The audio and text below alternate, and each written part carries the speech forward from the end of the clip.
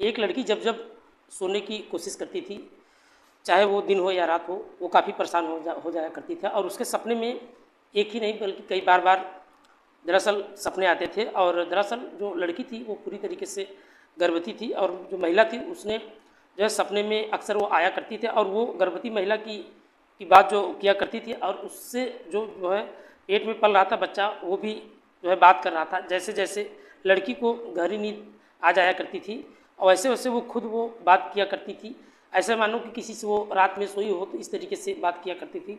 लेकिन जब कोई उससे बात करने का या यूँ तरीके से सुनता था तो बड़ा असर होता था, ऐसा लग रहा था आखिरकार ये लड़की क्या बातें कर रही है और किससे बातें कर रही है। अचानक से जब उसकी आंखें तुरंत खुल जाया करती थी और वो घबराने लगती थी, उसके पसीने भी आ जाया करते थे। ऐसे ऐसे परिवार वाले पूछते थे कि आखिरकार बात क्या है। ऐसे ही कुछ तुमने जो है सपने में देखा और जो तुमने जो है सपने में इतना क्यों घबरा जाती हो और क्यों परेशान हो जाती हो। वो लड़की कहती है कि पता नहीं मुझे जो है बुरे सपने क्यों दिखाई देते हैं और ख्वाब भी दिखाई देते हैं, ऐसा करूँ तो मैं क्या करूँ। घर वालों से पूछने की जो है उसने कोशिश की, लेकिन लड़की बात को जो है टाल दिया करती थी। लेकिन जो है इसी तरीके से करते करते उसने जो है काफ़ी महीनों बीत जाते हैं और जो है समय भी बीत जाता है। जब महिला जो महीने बीत जाने के बाद जो महिला थी आखिरकार एक दिन जो है ऐसी नौबत आ जाती है कि जब एक बात सामने आती है और उस लड़की ने जो है फिर कही कि जब भी जो है सच है आखिरकार उसे बतानी पड़ेगी। लेकिन कुल मिलाकर उसने जो है अपनी माँ को एक सच बताया और ये सच सुनकर जो है घर वाले और उसकी माँ के पैरों तले ज़मीन खिसक जाती है और माँ सोचने पे आखिरकार मजबूर हो जाती है। इसके बाद जो है सीजीएम कोर्ट में जो है तक ये बात पहुंच जाती है और सीजीएम कोर्ट में जो सीजीएम जज होते हैं वो कहते हैं कि इस लड़की ने जो कहा था वाकई में इसकी बात को मानते हुए देखते हुए कब्र से जो है लाश निकाली जाए और उसका पोस्टमार्टम के लिए भेजा जाए। लेकिन और पोस्टमार्टम करने के बाद ये देखा जाए कि आखिरकार उस गर्भवती महिला के साथ हुआ क्या है। फिर जो सच सामने आता है आखिरकार मीडिया के सामने आने के बाद जो है लोगों को ये वाकई में काफ़ी हैरान कर देने वाली बात सामने, परेशान कर देने वाली बात सामने आ जाती है। लेकिन इस घटना की गूंज जब पूरे इलाके में इस तरीके से गूंजना शुरू हो जाता है कि हर लोग सोचने पर परेशान हो जाते हैं। आखिरकार लोग सोचते हैं कि जो रिश्ता पर भरोसा कर सकते हैं लोग, लेकिन आखिरकार वो रिश्ता कोई ऐसे कैसे कर सकता है। आइए हम जानने की कोशिश करते हैं कि आखिरकार ये सच्ची घटना कहाँ की है। नमस्कार, आदाब, सत श्री अकाल, भदोही प्लस में आप सबका स्वागत है।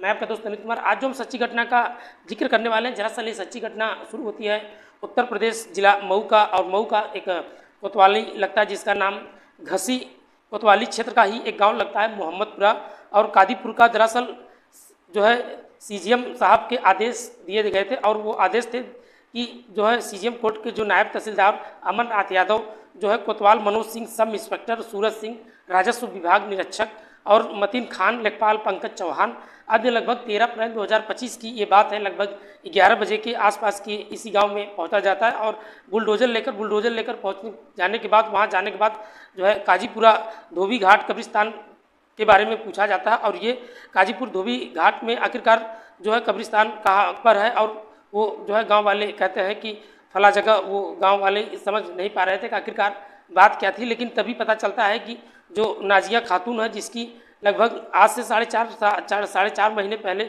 उसकी मौत हो चुकी थी। दरअसल उसकी कब्र को खोदने के लिए आज गए और उसी कब्र को बाहर निकालने के लिए आ गए थे और जैसे ये सूचना मिलती है उसके बाद पूरे गांव के लोग वहां पे इकट्ठे हो जाते हैं। इकट्ठे होने के बाद गांव ही नहीं बल्कि आसपास के इलाकों में लोग ये मौका जो है आ जाते हैं और मौका पाने के बाद जो ये प्रशासनिक जो अधिकारी जो पुलिस वाले होते हैं ये सभी बातचीत से पूछताछ के दौरान कर रहे थे, लेकिन सवाल भी कर रहे थे। नाजिया खातून की जो लाश थी जो है कहाँ पर है, ऐसे में उसे जो दफनाया गया था कोई भी इस बात को जो है बोलने को तैयार नहीं था। लेकिन पुलिस मानो तो जो प्रशासनिक अधिकारियों ने ये बात जो है कही और एक यूँ कहिए कि आधिकारिक एक बुजुर्ग आदमी था जो और बुजुर्ग आदमी एक जगह और इस तरह से जो है इशारा करते हुए कहता है कि नाजिया खातून जो है यहाँ दफनाई गई थी, जो लगभग 26 मिनट तक उस पर बुलडोजर चलाया जाता है और ये जो है माध्यम से उस कब्र की खुदाई करने के बाद जो है अंदर से एक लाश निकाली जाती है। जो लाश लगभग आज से लगभग साढ़े चार महीने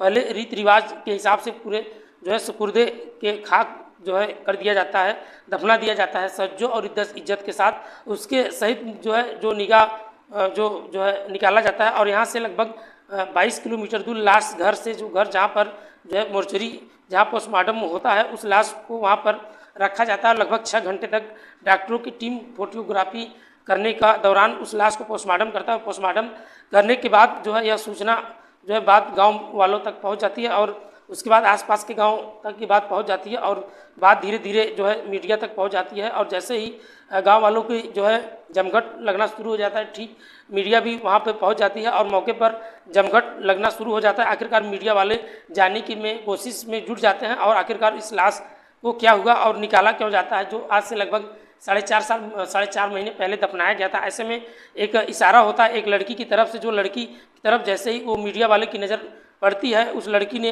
अपने चेहरे को पूरी तरह से वो ढक लेती है और सिर्फ उसकी आंखें दिखाई दे रही थी। ऐसे में उस लड़की की तरफ से जो है माइक लगाया जाता है और उससे पूछा जाता है कि उसने ऐसा चौंका देने वाली बात क्या बताई, जो सुनने के बाद हर कोई हैरान रह गया था। लेकिन वो परेशान हो जाता है और दरअसल उस लड़की की तरफ से जो है जब पूछा जाता है तो उसने कहा कि जो है घसी कोतवाली क्षेत्र में एक गाँव है, उसी गाँव के रहने वाला उसकी जो बड़ी बहन हुआ करती थी, जिसका नाम नाजिया खातून हुआ करता था, जो आज से लगभग 4.5 महीने पहले उसकी शादी मोहम्मदपुरा कादीपुरा के रहने वाले आबिद के साथ हुआ था। और वो शादी के बाद ये परिवार बेहद खुश हुआ करता था, सब कुछ ठीक ठाक चल रहा था। लेकिन जब जब कोई खुशियाँ की बात होती है, जब जब कोई त्यौहार की बात होती है, तब वो अपनी बड़ी बहन के पास आ जाया करती थी और बड़ी बहन के पास वो आया जाया करती थी, बातचीत किया करती थी। जो उसका जीजा हुआ करता, उसका जो बहनोई, वो जो है शुरुआत में बहुत ज़्यादा उसका इज्जत किया करता था, लेकिन धीरे धीरे वक्त आगे बढ़ता चला जाता है। लेकिन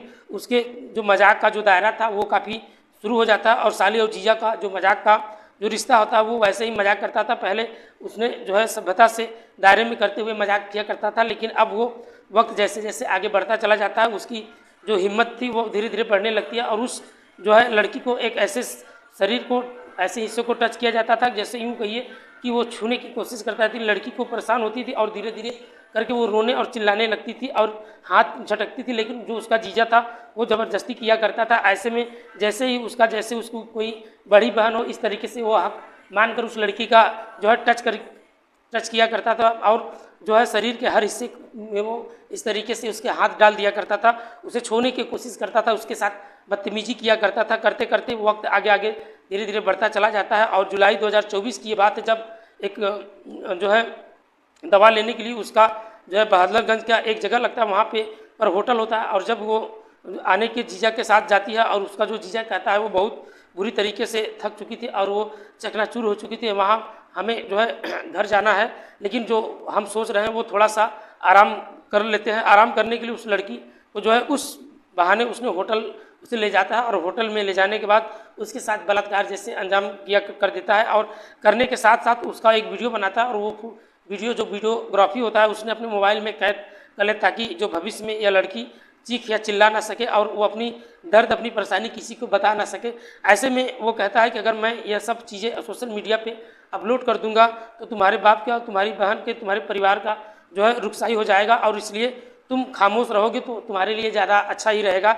लेकिन उसने जब पहले ही से उसके साथ बैड टच करना शुरू कर दिया और उससे गंदे गंदे तरीके से छूना शुरू कर देता है। और काश उस लड़की ने पहले ही बार अगर विरोध कर दिया होता, शायद आज इतना बड़ा नौबत ही खड़ी नहीं होती। लेकिन उसके साथ जो बलात्कार हो चुका था, उस लड़की का जो गंदी वीडियो बना चुका था, उस वक्त आगे बढ़ता चला जाता है और अपनी जो है अपने घर चली जाती है। और घर जाने के बाद कुछ वक्त के बाद वो नवंबर 2024 की आसपास के बाद वो अपनी बहन उसकी जो है प्रेग्नेंट हो जाती है। प्रेग्नेंट होने के बाद जो उसको लगता है कि खुद वो काम जो है करेगी, लेकिन दिक्कत में आ जाती है, इसलिए अपनी छोटी बहन को हेल्प के लिए वो बुला लेती है। और जो ज़्यादा सही था, उसने अपनी माँ से फ़ोन से बात किया, लेकिन बातचीत में छोटी बहन को वहाँ भेज दो और मुझे बहुत ज़्यादा ज़रूरी है, लेकिन जो उसकी बहन होती है वो साफ साफ इनकार कर देती है और वो कहती है कि वो घर किसी भी कीमत पे नहीं आएगी, क्योंकि अपने घर में कुछ काम है, इसलिए वो उससे बातचीत और पूछने की कोशिश किया जाता है, लेकिन वो जाने आखिर क्यों इतना इस तरीके से इनकार करती चली जाती है। बताया जाता है कि उसने साफ इनकार करने के बावजूद उसकी जो बड़ी बहन थी वो काफ़ी जीत पे आ जाती है और अपनी माँ के परिवार में बाकी लोग की जीत पे बड़ी बहन जो है जीत पे आखिरकार वो आ जाती है। और तारीख 30 जो है नवंबर 2024 की, जब घर के अंदर कोई दिखाई नहीं दे रहा था, उसका जो बनोई उसी वीडियो के माध्यम से उसे ब्लैकमेल करने की कोशिश का उस लड़की के साथ, अपनी साली के साथ बलात्कार जैसे घटना को अंजाम दे देता है। और इसी बीच नाजिया खातून वहाँ पर पहुँच जाती है। जैसे नाजिया खातून ने अपने पति और अपने शौहर को अपनी छोटी बहन के साथ आपत्तिजनक स्थिति में देख लेती है, वो उसका विरोध करती है। वैसे उसकी पहले ही जो बहन थी उसका विरोध कर रही थी, और जब वो अपनी आंखों से देख लेती है तो उस पर वो जो है उसे यकीन हो जाता है, और इसके बाद उसने जमकर विरोध करना शुरू कर दिया था। वहीं नाजिया जो खातून होती जब विरोध किया करती थी तो उसने करते करते उसकी जो छोटी बहन वो बताती है कि वो जो है इसकी माँ जो है आती जाती है, और उसकी बहन भी आया जा करती थी, और इन तीनों ने मिलकर उसकी बहन की जो है गला घोंटकर आखिरकार हत्या कर दिया। और ये वक्त उसका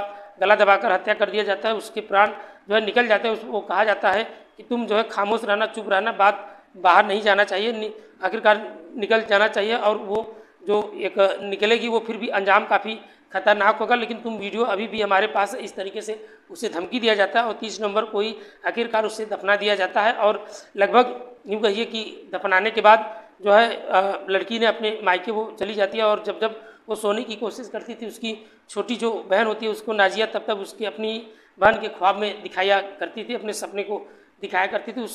उसके पेट में पल रहा बच्चा उसको लगातार परेशान कर रहा था। वो अपनी जो है बातें किसी को बताना नहीं चाहती थी, अपनी माँ से अपनी माँ से पूछती थी कि माँ को लगता था कि शायद वो बड़ी बहन खत्म होने के बाद वो बहुत बड़ी सदमे में है, ऐसे में वो परेशान हो जाती है। लेकिन जब जब वक्त आगे बढ़ता चला जाता है, साथ ही उसकी बहन जो मरी हुई थी, एक ऐसा भी जो है 1.5 महीने समय हो जाता है, उसका साथ जो उसका जीजा यानी अबू की तरफ से एक संदेश आता है, मैसेज आता है, जो उसकी एक छोटी यानी नाजिया जो बहन होती है उसका निगाह करा देना चाहिए। और जैसे ही निगाह की बात आती है वो उसका रूह कांप जाता है, और अपनी माँ से कहती है कि किसी भी कीमत पर निगाह नहीं कर सकती जाए, नहीं किया जाए। अब जब भी ये इसके बारे में पूछा जाता है तो वो बताती है, पूरी कहानी जो है सच बताती है। और 1 फरवरी 2025 को नज़दीकी पुलिस स्टेशन में जाने के बाद वहाँ पे शिकायत भी दर्ज कराया जाता है। हालांकि पुलिस ने FIR भी दर्ज कर लिया है, लेकिन 10 दिन का समय और लग जाता है। आखिरकार 11 फरवरी 2025 को IPC धारा का जो है NB की धारा 74, 64 और जो है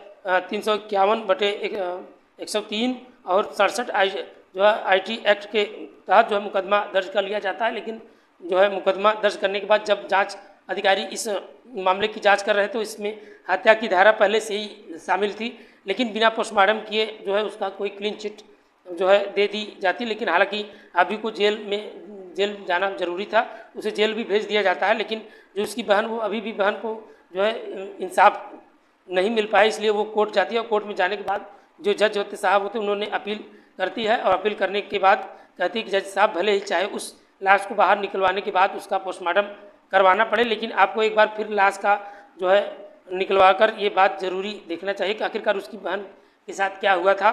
जब CGM साहब ने आदेश दिया तो प्रशासनिक अधिकारियों की टीम गठित की जाती है, और पुलिस की टीम गठित होने के बाद जो है 13 अप्रैल 2025 को आखिरकार सुबह लगभग 11 बजे के आसपास 26 मिनट की खुदाई की जाती है। इसके बाद लाश को बाहर निकाला जाता है। ऐसे में निकालने के बाद पोस्टमार्टम होता है।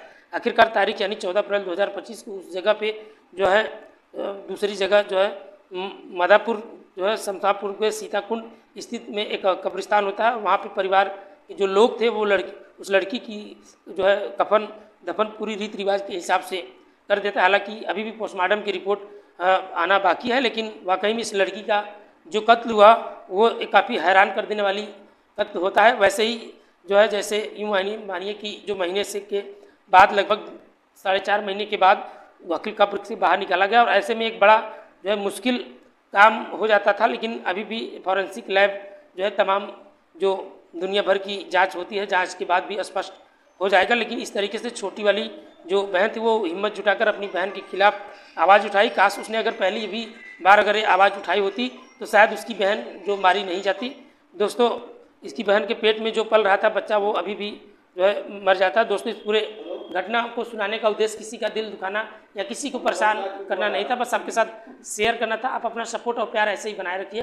मिलते हैं नेक्स्ट वीडियो में। आज कितना ही, तब तक के लिए बाय बाय, गुड नाइट।